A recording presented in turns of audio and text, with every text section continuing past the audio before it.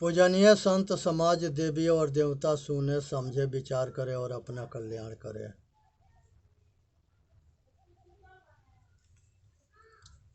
मनुष्य के ध्यान में रखना चाहिए कि हम कुछ भी करें तो सुखदायी कर्म हो। मनुष्य जन्म जो है सफल बनाना असफल बनाना मनुष्य के ऊपर है। मनुष्य के जन्म अनेक तरह के ढंग से लोग बताते हैं, लेकिन संसार में मनुष्य के जन्म जो है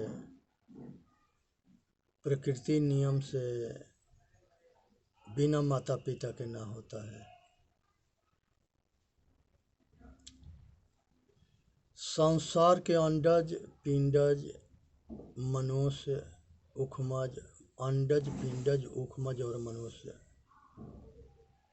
सभी अपने बच्चे के पैदा करते हैं। उसका नियम पहले जैसा था, एक जैसा है तीनों काल में, चारों युग में, क्योंकि ये परिवर्तन ना होता है। इसलिए संसार के अंदर तामसी भोजन जो है मनुष्य के पतन के कारण बनता है। इसलिए संसार के अंदर तामसी भोजन बच्चों के ना दें। कहें कि अगर खाना और पीना खराब हुआ तो जीना खराब हो जाएगा। ये शरीर जो है खाने पीने पर निर्धारित है और संसार के सबसे बड़ा दौलत ही शरीर है। अगर शरीर ठीक है तो सब कुछ ठीक है, और अगर शरीर बेकार हो गया तो जीवन बेकार हो गया। उसी तरह से जब हम खाते पीते हैं तो उससे जो है माजा बनता है, रक्त बनता है, बीज बनता है, और बीज के रक्षा करना मनुष्य के कर्तव्य होता है। अगर रज बीज के रक्षा करने में मनुष्य अगर असमर्थ होता है तो वो अपने जीवन के पतन कर लेता है, और रज बीज के रक्षा करने में समर्थवान होता है तो वो अपना जीवन के रक्षा कर लेता है। इसलिए आज ज़रूरत है कि नए नए जितने लड़के हैं लड़कियां हैं वो मोबाइल पर बुल्लू पिक्चर देखते हैं, गंदी पिक्चर देखते हैं, गंदी चित्र देखते हैं, और उनको जो है पतन स्वपन दोष होता है। हस्त मैथुन, गुदा मैथुन और स्वपन दोष ये मनुष्य के जीवन के विनाश करता है। इसलिए गलत पिक्चर ना देखें, बुल्लू पिक्चर ना देखें, गलत चित्र ना देखें, और उसके चिंतन ना करें, उसको याद भी ना करें। ये सब सीन से जितने दूर रहेंगे उतने बच के रहेंगे। हमारे पूर्वज जो है गुरुकुल में पढ़ाया जाता था, तब 4-5 साल के अवस्था में बच्चों के गुरुकुल में भेज दिया जाता था, और गुरुकुल में वो 25 बरस तक वो पढ़ते थे। हमारे वेद के अनुसार नर नारी के शादी 25 बरस के अवस्था रखा गया है। आज जीवन 100 बरस के है। 25 बरस से नीचे जो है ये कुमार अवस्था होता है, बाल अवस्था होता है। 50 तकले जवानी होता है, 75 तकले वो पौध जवान होता है और लास्ट में बुजुर्ग होता है 75 से 100 में। लेकिन आज के समय में 50 के पास पार करते हुए आँख से कम दिखाई देने लगता है, कान से कम सुनाई देने लगता है, दांत टूट जाता है, शरीर जर्जर हो जाता है, शरीर में ताकत ना रहता है। ये सब कुछ संयम नियम की वजह से होता है, खान पान खराब होने की वजह से होता है। इसलिए ज़रूरत है कि अपने भोजन, छाजन और मैथुन, ये तीनों पर कंट्रोल रखें। अच्छे भोजन करें जो शक्तिशाली पौध हो। शाकाहारी भोजन जीवन के लिए, जब हम शुद्ध भोजन करते हैं तो हमारा जो है शुद्ध शरीर होता है, हमारा मन शरीर तंदुरुस्त होता है, हमारा मन तंदुरुस्त होता है, हमारा बुद्धि विचार तंदुरुस्त होता है, हमारा कर्म भी अच्छा होता है। गलत भोजन करते हैं तो हमारा शरीर भी दूषित होता है और हमारा शरीर मन भी दूषित होता है, विचार भी दूषित होता है, कर्म भी दूषित होता है, हम पतन की तरफ बढ़ते हैं। इसलिए हमारा हाथ में है कि ये शरीर एक रथ है, 10 इंद्रियां जो है घोड़ा है, मन बागडोर है, बुद्धि सारथी है और चेतन आत्मा इस शरीर रूपी रथ पर सवार है, आत्मा रूपी परमात्मा सवार है। अब हमारे ऊपर है कि हम अपने शरीर रूपी रथ को सतमार्ग में ले जा रहे हैं कि पाप मार्ग, कुमार्ग में ले जा रहे हैं। जब हमारे जो है सतगुरु और संतों के उपदेश गुरुमुखी वाणी मिलता है तो हम सतोगुणी होते हैं।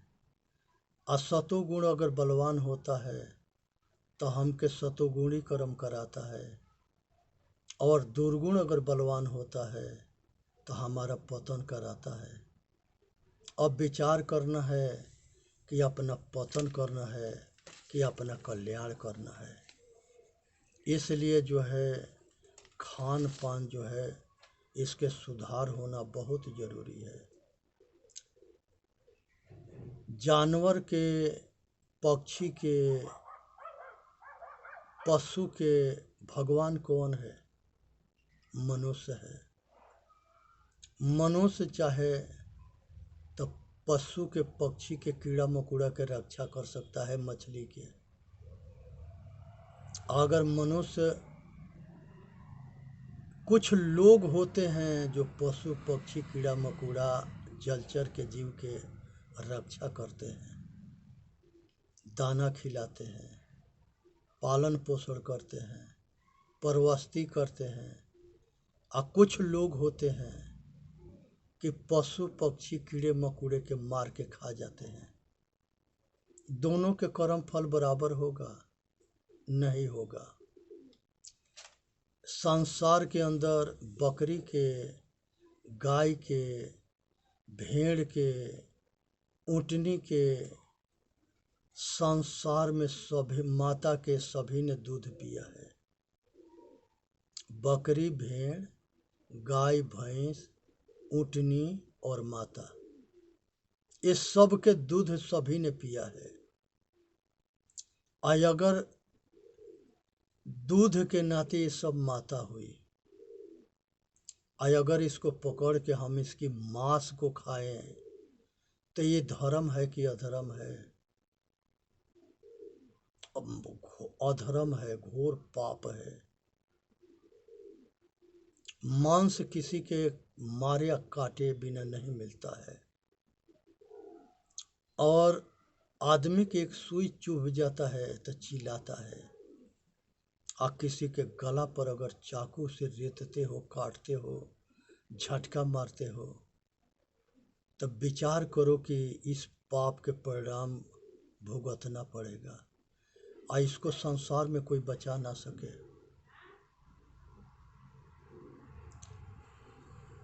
जिस समय भगवान राम बाली को मारे उस समय वो जमीन पर गिर के राम राम कहा।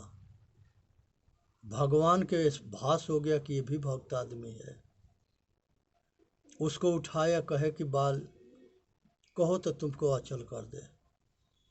बाली कहा है कि आप पंपापुर के राजा बाली को मारे हो, आप जो है अयोध्या के राजा हो। एक राजा के धर्म ना बनता है कि दूसरे राजा को धोखा से मार दे। बाली के सुग्रीव के हम दोनों भाई हैं। हम दोनों के बीच में अगर झगड़ा हुआ है तो आप दोनों के समझौता करा देते, समझा बुझा के, कि सीधा एक बेर एगो के पक्ष लेके एगो के दंड दे देगो। एक ही बात एक आदमी के सुनोगे कि ना सुनोगे, ये कहाँ के न्याय है। भगवान राम कहे कि कहो तो तुमको हम अचल कर दे, कहे कि नहीं। बाली कहता है धर्म हेतु अवतरहु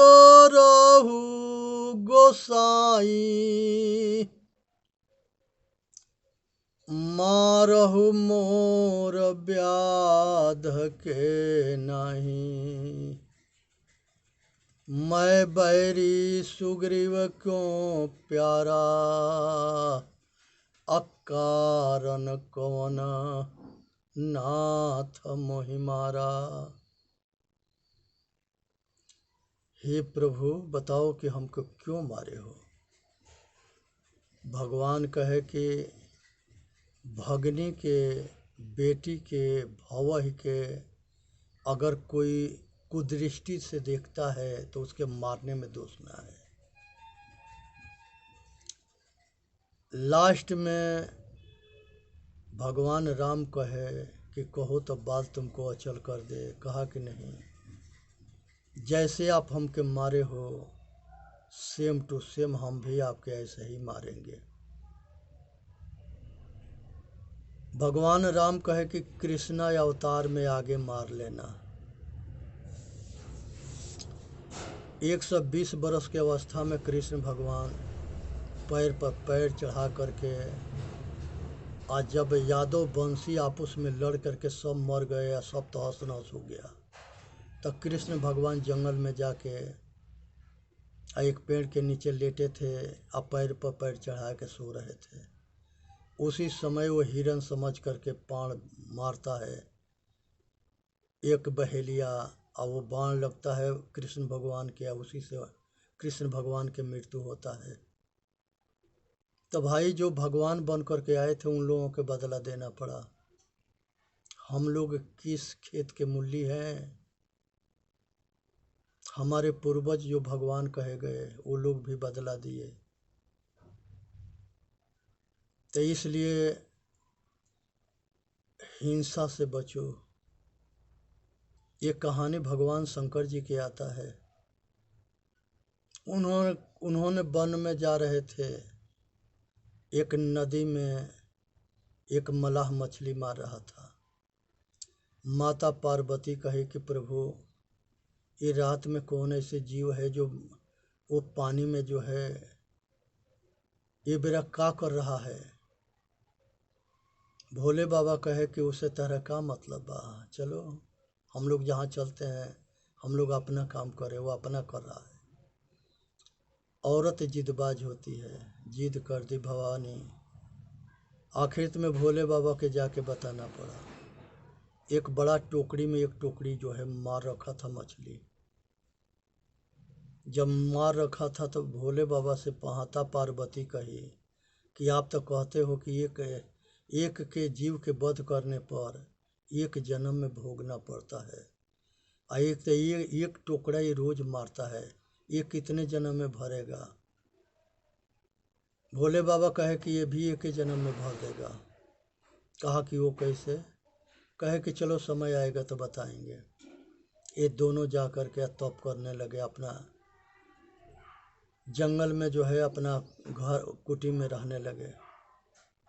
जिस वन में माता पार्वती जी या शिव जी रहते थे, उसी वन में जो है ये दूसरे जन्म में हाथी बनता है, मलाह।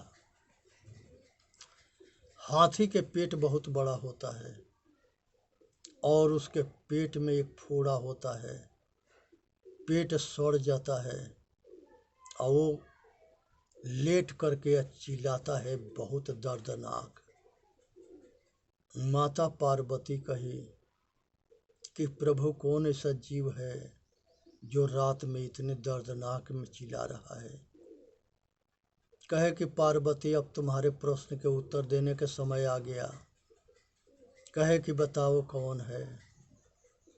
ले जा कर के दिखाए दिन में कि देखो ये वही हाथी है बना है जो एक टुकड़ा मछली रोज मारता था, आय अपने खाता था, दूसरे के खिलाता था। माता पार्वती जी कहे कि हे प्रभु, हम आपसे प्रार्थना कर रहे हैं हाथ जोड़ करके कि इसके दुख से मुक्त कर दो। भोले बाबा स्पष्ट कहते हैं कि पार्वती, हम तुम अपना कर्म फल भोग रहे हैं। ये प्रकृति के नियम है कि जो नर नारी शरीर धरता है, पंचभौतिक शरीर पकड़ता है, उसको अपना कर्म फल भोगना पड़ता है, चाहे वो भगवान क्यों न हो। सभी ने अपना कर्म फल भोगा है, आज भोग रहा है, आगे भोगेगा। इसलिए होश में होने की जरूरत है, बेहोश ना होना है। अब उसके बाद से भोले बाबा जो है वो हाथी के माता पार्वती जी के समझा दिए कि मनुष्य अपने कर्म फल के जब तक ले भोग न लेता है, तब तक ले उसके दुख से उसके पीछा ना छूटता है। ये अपना जिंदगी भर जितने मछली के मारा है, खाया है, खिलाया है, ये सब इसको पिलुआ बन करके खा रहे हैं।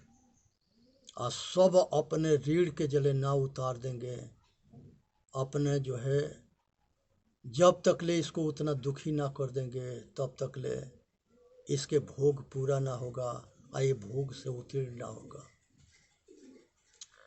इसलिए सावधान हो करके, बहुत आदमी ऐसे मिलेंगे कि नवरातन में देवी के नाम पर अनेकों बकरा के काट देते हैं, भेड़ के काट देते हैं। और कुछ ऐसे घोर पापी होते हैं जो पाड़ा के भी काट देते हैं। बहुत ऐसे अनाड़ी ऐसे भी होते हैं जो हवन के नाम पर पशु पक्षी कीड़ा मकोड़ा के काट के हवन कर देते हैं। यहाँ तक ले हवन करता मिले हैं जो आदमी के काट के भी हवन कर दिए हैं।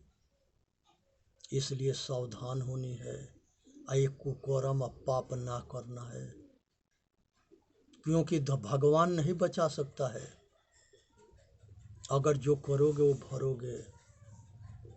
संसार में कोई भगवान नहीं है जो तुम्हारे कर्म से तुमको क्षमा कर दे या बचा ले। संसार के सभी भगवान कल्याण के मार्ग बताए। उनके कल्याण के बात के मानोगे तो सुखी रहोगे और नहीं मानोगे तो दुखी रहोगे। सब भगवान के मानोगे, पूजा करोगे और उसके बात ना मानोगे तो कल्याण ना होगा।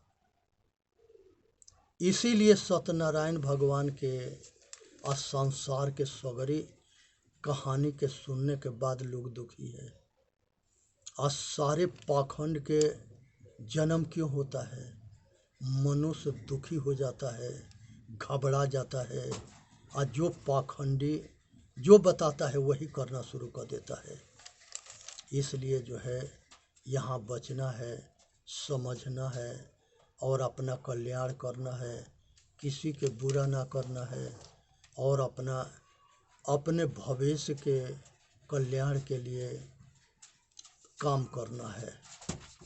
कहा गया है, सो परात्र दुख पावई, सिर धुनि धुनि पछताय, कालहि कर्महि स्वरहि, मिथ्या दोष लगाए।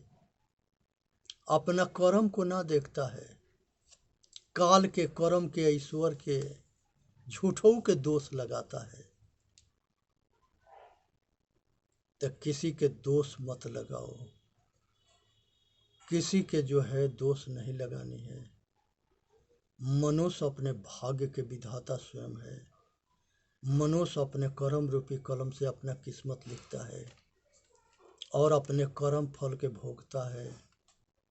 संसार में जितने महापुरुष हुए सभी ने कल्याण के मार्ग बताया। अगर उनके उपदेश के मान करके चलोगे तो अपना कल्याण हो जाएगा। उन महापुरुषों की बात ना मानोगे तो कल्याण नहीं होगा। इसलिए बाप महतारी के आज्ञा के पालन करो, सतगुरु और संतों के गुरुमुखी वाणी के उनके शरण में हो करके सुनो गुनो, अपने आचरण में उतारो। जब मनुष्य रहनीदार हो जाता है तो सुखी रहता है। जब मनुष्य बेरहनी होता है तो दुखी होता है। इसलिए आज ज़रूरत है रहनी गहनी सहनी संपन्न होने के। मनुष्य आचरणशील होता है तो सुखी होता है, आचरणहीन होता है तो दुखी होता है। तो आज आचरणशील बनने की ज़रूरत है। इसलिए सतगुरु के गुरुमुखी वाणी को अपने आचरण में उतार करके अपना इतिहास को रचना है। किसी पाखंडी के चक्कर में पड़ करके और भ्रमित ना होना है और भटकना अटकना ना है और अपना कल्याण करना है। इसी में मानव जाति के हित है।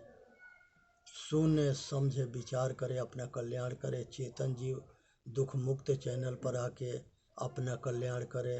वीडियो के लाइक करें, सब्सक्राइब करें और सभी भाई तक पहुंचावें।